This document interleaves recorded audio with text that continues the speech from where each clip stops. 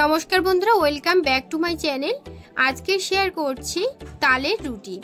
তালের মরশুমে তাল দিয়ে আমরা নানান ধরনের রেসিপি করে খাই, তবে এভাবে তালের রুটি একবার বানিয়ে দেখুন, স্বাদে গন্ধে অসাধারণ হয়। যেমন ফুলকো তেমনই কিন্তু নরম তুলতুলে। তাহলে আপনারা শেষ অবধি দেখুন, আশা করব খুব ভালো লাগবে।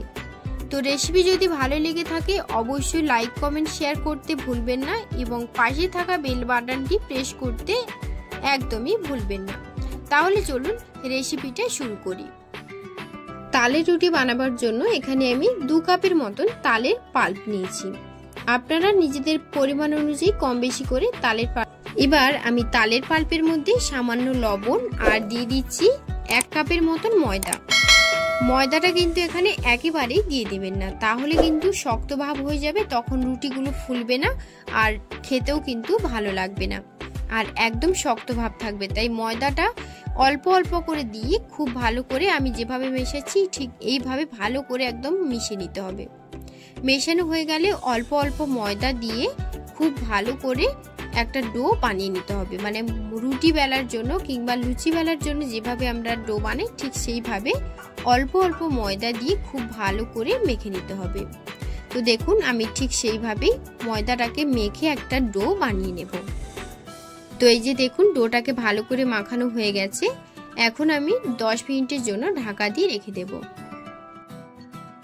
তারপর রুটির ডো যেভাবে কাটা হয় ঠিক সেইভাবে নিয়ে আমি অল্প অল্প গুঁড়ি দিয়ে রুটিটাকে খুব ভালো করে বেলে নেব। একদম রুটি শেপ করে ভালো করে বেলে নিচ্ছি।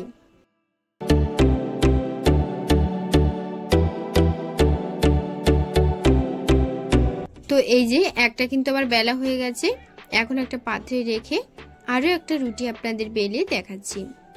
প্রথমে একটু ভালো করে শেপ করে নিতে হবে, একদম গোল শেপ দিয়ে, তারপর একটু হাত দিয়ে প্রেস করে বড় করে অল্প অল্প গুঁড়ি দিয়ে খুব ভালো করে রুটিটাকে বেলে নেব।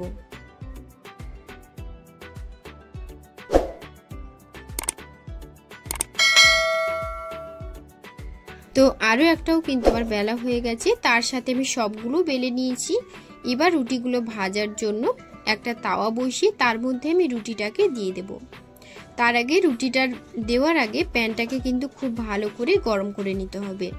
তারপর ফ্লেমটাকে মিডিয়ামে রেখে আমি এই রুটিগুলোকে ভেজে নেব। মানে 2 পিঠ প্রথমে একটু ভালো করে সেঁকে নিচ্ছি।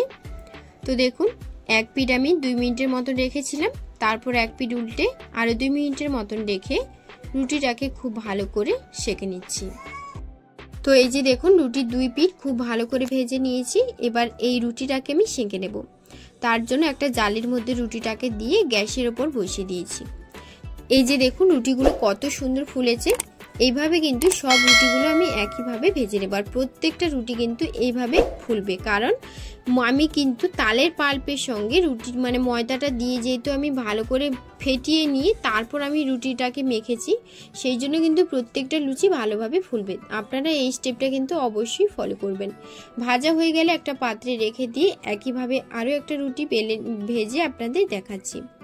তো দেখুন 1 পিঠ ভাজা হয়ে গেছে, আবার আর 1 পিঠ উল্টে দিয়ে ভালো করে ভেজে নেব। তো 1 পিঠ আরো 1 পিঠ ভাজা হয়ে গেছে। এবার আমি আর 1 পিঠ তুলে 2 পিঠ খুব ভালো করে ভেজে নিয়েছি। এবার তুলে একইভাবে রুটিটাকে সেঁকে নেব। তো দেখুন তাওয়ার মধ্যেই কিন্তু রুটিগুলো ফুলে উঠছে। তো রুটিগুলো দেওয়ার পর সেঁকে নিচ্ছি খুব ভালো করে, আর দেখুন প্রত্যেকটা রুটি কিন্তু কত সুন্দরভাবে ফুলে উঠেছে। এইভাবেই সব রুটিগুলো আমি একইভাবে ভেজে নেব। ভেজে নিয়ে তারপর আপনাদের দেখাচ্ছি। দেখুন প্রত্যেকটা লুচি কত সুন্দরভাবে ফুলেছে। আচ্ছা এখানে একটা কথা বলে রাখি, যদি আপনাদের কাছে হাতের সময় কম থাকে তাহলে 2টো রুটি কিন্তু একসাথেও ভাজতে পারেন। একইভাবে দেখুন আমি 2 পিঠ খুব ভালো করে ভেজে নিচ্ছি। একটা রুটির 2 পিঠ আর একটা রুটির 2 পিঠ, মানে টোটাল 4 পিঠ প্রথমে খুব ভালো করে ভেজে তুলে নিতে হবে। তারপর জালির মধ্যে বসিয়ে রুটিগুলোকে খুব ভালো করে সেঁকে নেব। দেখুন রুটিগুলো কত সুন্দরভাবে ফুলে উঠেছে। পরপর করে সব রুটিগুলো কিন্তু একইভাবে ভেজে নেব। তারপর একটা পাত্রের মধ্যে নিয়ে আপনাদের দেখাচ্ছি। দেখুন রুটিগুলো কিন্তু আমার সব ভাজা হয়ে গেছে এখন। আর দেখুন রুটিগুলো কতটা সুন্দরভাবে নরম হয়েছে। ভীষণই সুন্দর লাগে এই রেসিপিটা। আপনারা অবশ্যই একবার বাড়িতে ট্রাই করে দেখবেন। আশা করব আজকের রেসিপি আপনাদের খুব ভালো লাগবে। রুটিগুলো কিন্তু ভীষণই সুন্দর লাগে খেতে, মানে মিষ্টি মিষ্টি লাগে আর খেতেও কিন্তু খুব ভালো হয়। এই রুটির সঙ্গে আর কিছুই তো আমার মতে আর কিছুই লাগে না, তবে আপনাদের যদি মনে হয় আরও কিছু দিয়েও কিন্তু খেতে পারেন। রুটিগুলো কিন্তু ভীষণই সুন্দর লাগে। আশা করব আজকের পর্বের রেসিপি আপনাদের খুব ভালো লেগেছে। আজকের রেসিপি যদি আপনাদের কাছে ভালো লেগে থাকে অবশ্যই আমার চ্যানেলটিকে